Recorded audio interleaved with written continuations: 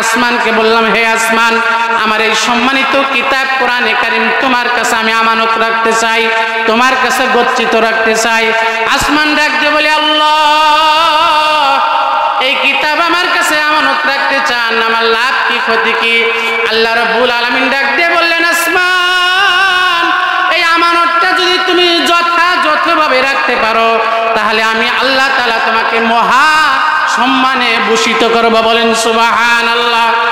আর যদি খোদা না খাস্তা এই আমানতের যদি তুমি খেয়ানত করো, ঠিক মতো রক্ষণাবেক্ষণ না করতে পারো, তাহলে আমি আল্লাহর পক্ষ থেকে শাস্তির ব্যবস্থা আছে। আসমান ডাক দিয়ে বলে, আল্লাহ, যেটা রাখলে অনেক সম্মান আছে, যদি আমানতের খেয়ানত করি তাহলে অনেক আযাবের ভয় আছে। আল্লাহ, আমি এত সম্মানিত জিনিস এই আমানত কোরআনকে রাখতে পারবো না গো আল্লাহ। রব্বুল আলামিন, এই আমানতটা আপনি অন্যজনের কাছে দেন। আল্লাহ, আপনি যদি আমাকে চাপাইয়া দেন আমি নিতে বাধ্য, তবে যদি আমার ইচ্ছার উপর ছাড়িয়ে দেন তাহলে আল্লাহ আপনার এই আমানত, এই বাড়ি মহামূল্যবান জিনিস আমি বহন করতে পারবো না। আসমান অস্বীকার করলেন।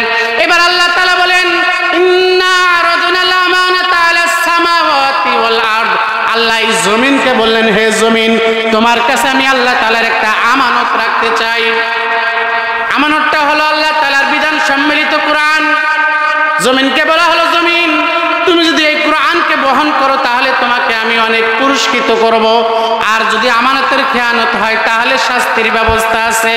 জমিন আসমানের মতো আল্লাহকে ডাক দিয়ে বলে, আল্লাহ রব্বুল আলামিন, আপনি যদি আমার উপর চাপায় দেন আমি মানতে বাধ্য, আল্লাহর হুকুম মানতে আমি বাধ্য।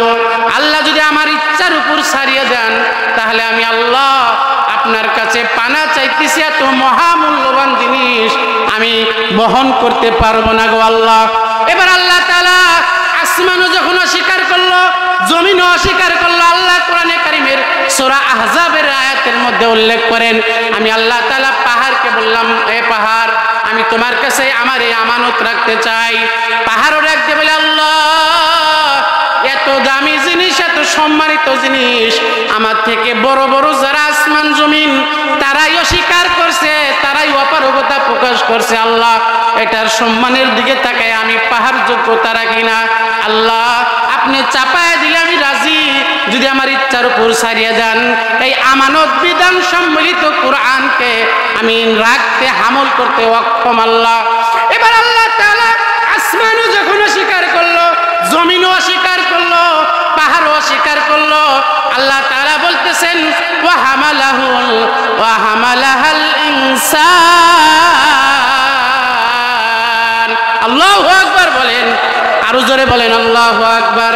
আল্লাহ তাআলা বলতেছেন, যখন পাহাড়, আসমান, জমিন এগুলা এই কালামকে, কোরআনে কারীমকে বহন করার জন্য অস্বীকার করলো, ওয়াশফাকুনা মিনহা, এবং আল্লাহর ভয়ে তারা জড়সড় হয়ে গেল, প্রকম্পিত হয়ে গেল, জড়সড় হয়ে বসে গেল, আল্লাহর সাথে দুজানু হয়ে বসে গেল, আল্লাহর বিধানকে তারা মাথা পেতে নত জানু হয়ে মানল।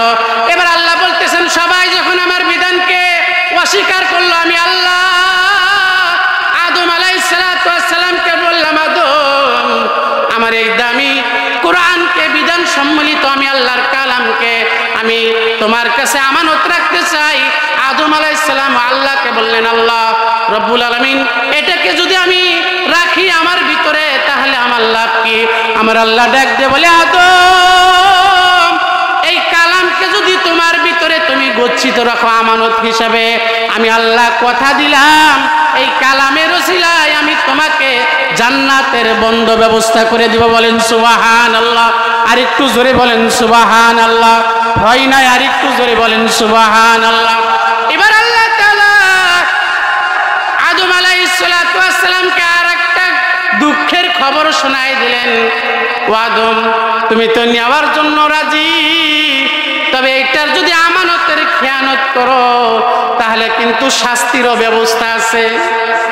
আদম আলাইহিস সালাম আল্লাহর মহব্বতের দিকে তাকায়া কোরআনকে হামল করছে, বহন করছে, শাস্তির দিকে তাকান নাই। এই দিকে তাকায় আল্লাহ বলেন, ওয়া হামালাহাল ইনসান, মানুষ এই কোরআনকে, এই আমানতকে সে বহন করেছে। ইন্নাহু